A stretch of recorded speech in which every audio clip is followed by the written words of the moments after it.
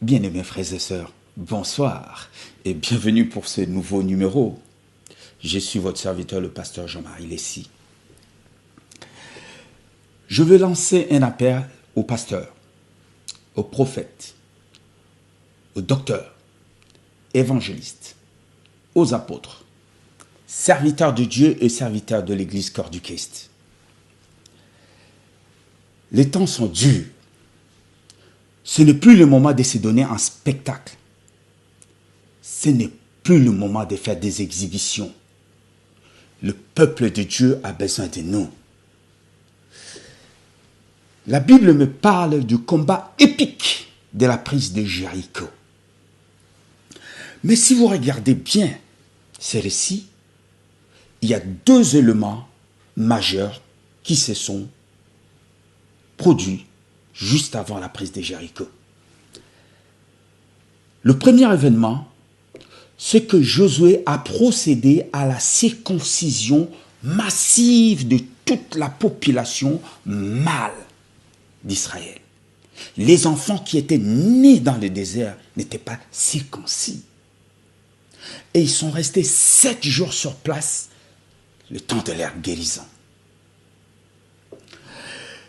Et le deuxième événement, le général Josué, le jour qui précédait la prise de Jéricho, il observait de loin la ville, certainement pour élaborer des stratégies dans sa tête.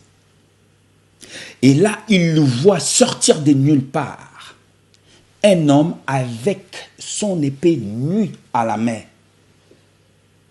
Et Josué lui pose la question, es-tu des nôtres ou de nos ennemis?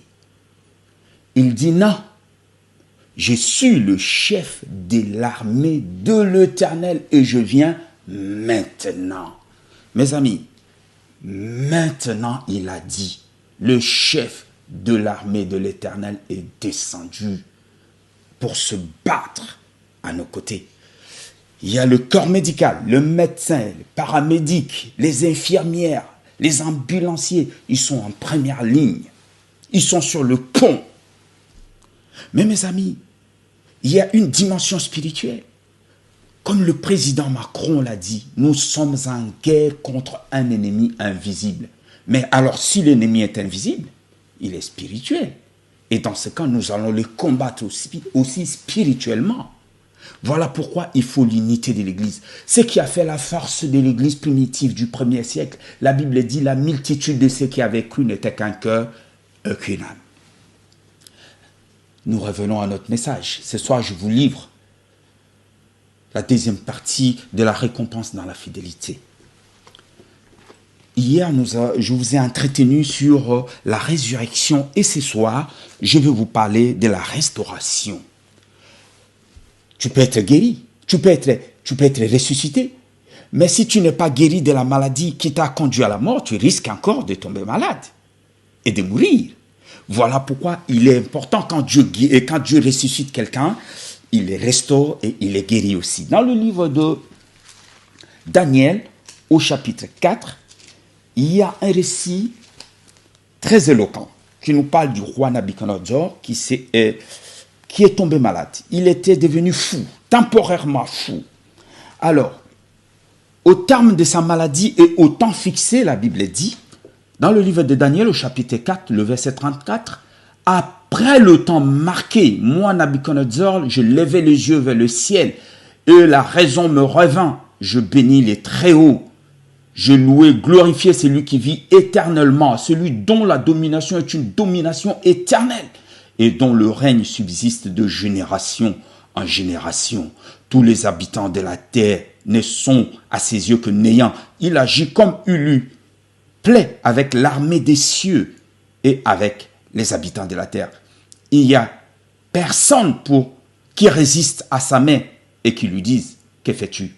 En ce temps, la raison me revint, la gloire de mon royaume, ma magnificence et ma splendeur me furent rendues, mes conseillers et mes grands me redemandèrent, je fus rétabli dans mon royaume et ma puissance ne fit qu'accroître. Oh, gloire à Dieu. Mes amis, je vais juste vous dire une chose. Vos ennemis peuvent comploter. nos ennemis peuvent monter des complots, des manigances, des manipulations. Mais les derniers mots appartiennent à notre Dieu. Souvenez ceci, rappelez-vous ceci, le chèque n'est pas le dernier mot de Dieu.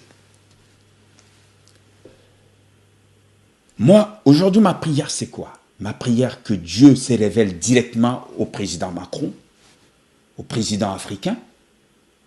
Mais il l'a fait avec Pharaon. Vous imaginez si c'est un prophète qui lui a amené la prophétie? Ça pouvait prendre beaucoup de temps. Pharaon était un païen, mais Dieu lui a révélé qu'il y aura 7 ans de sécheresse dans son pays. Nabuchodonosor était un païen, mais Dieu lui a révélé que je vais te chasser parmi les hommes à cause de ton orgueil. Que Dieu se révèle directement à nos présidents pour prendre de bonnes mesures pour sauver son peuple. Et Dieu, au jour d'aujourd'hui, est avec nous, mes amis. Quelles que soient les tempêtes que tu as affrontées, moi je te dis, le temps est arrivé pour que Dieu te restaure. Personne d'autre ne prendra ta place. Tu es unique, tu es seul, Dieu t'a créé, tu as ta propre personnalité. Peu importe le moment que tu traverses, lève ta tête vers Adonai. Et même si tu as l'impression d'être seul, tu n'es pas seul. Le chef de l'armée de l'Éternel est venu maintenant. Que Dieu vous bénisse et bonne soirée à tous.